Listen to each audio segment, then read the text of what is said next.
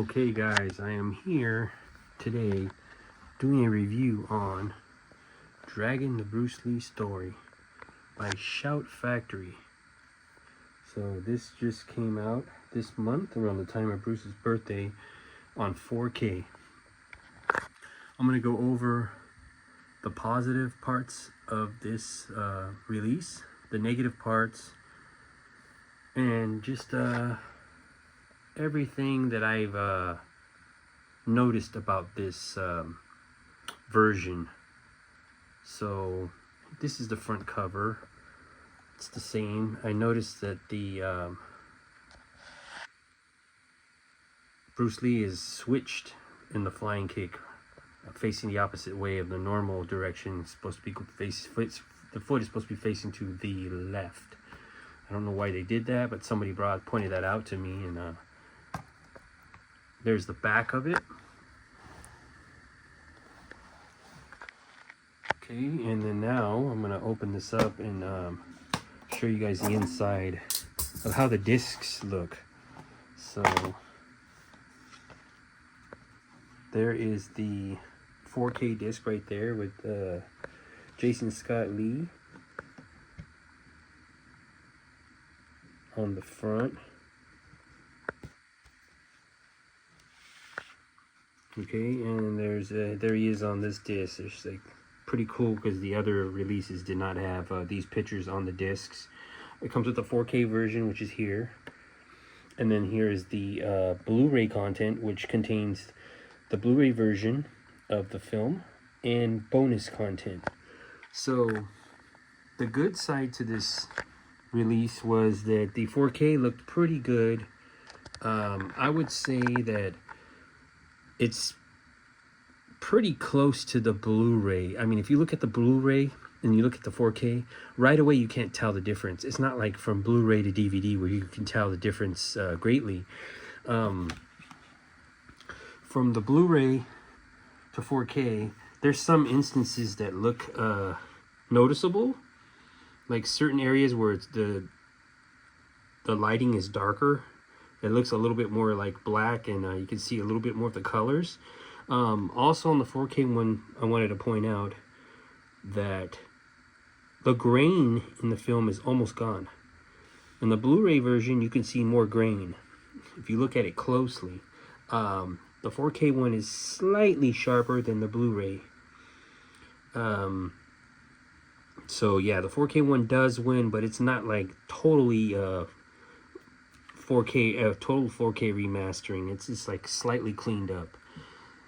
So the bad part about this is the Blu-ray content is pretty much the same extras as it was on the separate Blu-ray release outside of this and the DVD. So you're not really getting anything new out of this, with the exception of the 4K remastering. I don't even really consider it a full remastering, but it is slightly better than the Blu-ray.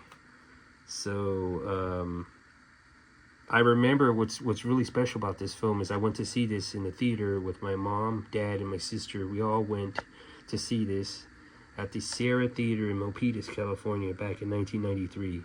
It wasn't on opening night. It was a little bit after it opened in the same month, but I totally remember seeing this movie there at that theater and The Crow at that theater. So what I did notice, the actual release in the theater back in 93 had a lot more grain in the at the theater. Inside the theater, the actual original film reel had lots of grain. So Blu-ray is they cleaned it up a little bit on the Blu-ray, and then the 4K, it's like it's almost not even there. So the 4K is good if you want a movie that's you know, clear, that doesn't have much grain in it. Then you'll probably want this disc. The Blu-ray is like in between, like the DVD and the 4K disc. It's got grain, but it's just slightly there. And then this one, it's like almost no grain at all. So there's not a whole lot. I know there was a German release of this. I don't know if it was a 4K release, but I know they had a a Blu Ray media book that's like $270. It's got like 4 or 5 books with Blu Rays in them, and then they all got kinds of like special content. I think there's like 200 minutes of new bonus footage for the film. It's got the feature film on another disc. There's all kinds of discs for that one. I don't think I would want to pay $270 for anything Dragon the Bruce Lee story. Dragon the Bruce Lee story is, I love the film, although it wasn't accurate. So I'm going to go over the things that were not accurate in the film. First of all, when Bruce is working at the restaurant called Guzer Yang's, that is supposed to be Ruby Chow's, but they gave it the wrong name, and also the storyline was in San Francisco and it was supposed to be in Seattle. So that was wrong. And then another part of the film was wrong was when Bruce was at the International Karate Championships in 1964. He's inside of a boxing ring. In the original Long Beach Internationals in 64, Bruce was on a hardwood floor and did demonstrations with Taki Kimura in front of the black belts. So that was inaccurate, and he never fought the guy that was portraying Wong Jackman. That never happened at Long Beach either. There's just so much that was wrong with the film, but there was so much that was good about the film. Like this, for instance, the soundtrack, one of the best soundtracks. I've got the soundtracks, vinyl, audio cassette tape, CD.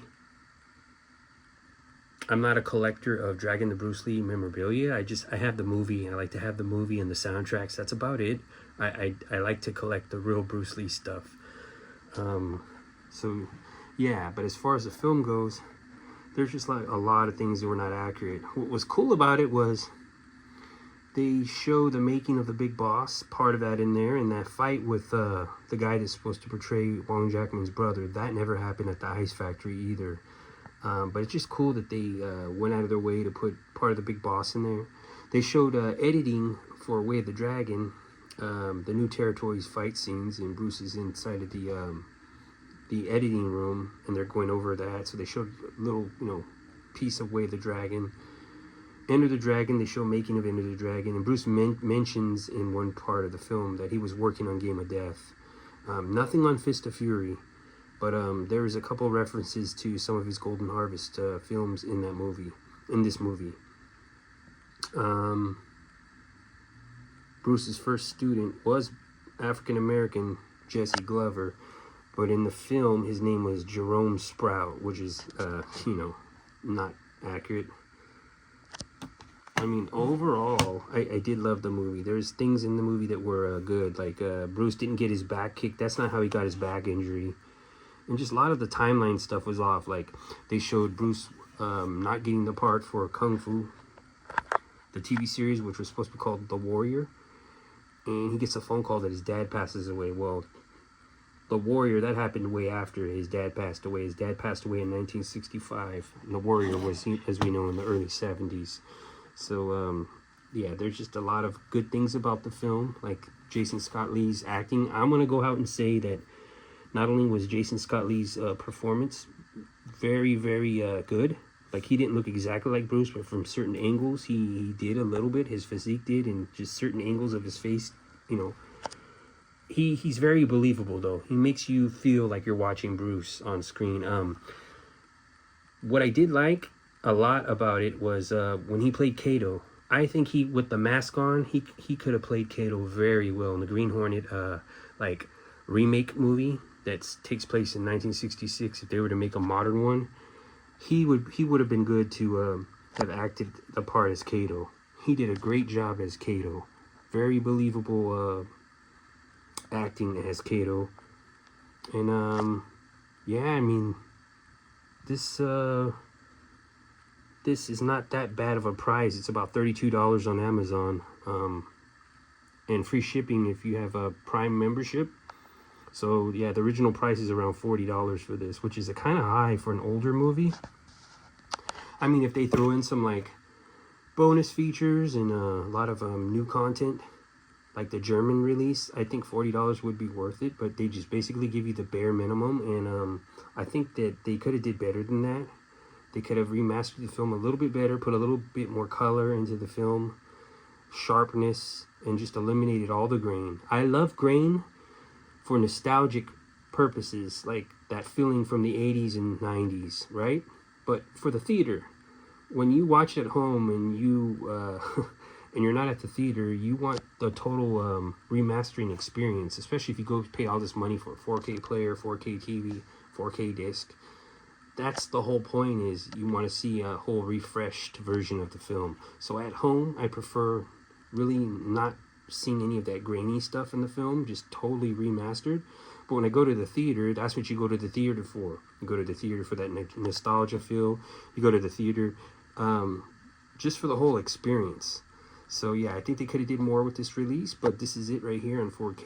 And if you guys are going to pick it up, I would highly recommend, the cheapest place to get it from is Amazon right now, especially if you're a Prime member. You can pick this up for $32 shipping, and it's next day delivery. So that's what's really cool about this. But that's the end of the review right here. I thought I'd do a little short review on this video, on this 4K version of Dragon the Bruce Lee story. And that's it for my review. If you guys decide to pick it up, it's good to watch it. If you have the Blu-ray already, I would not recommend making the jump to this, because I think they could have did more with the 4K remastering. But that's it for my review, and I thank you guys for watching.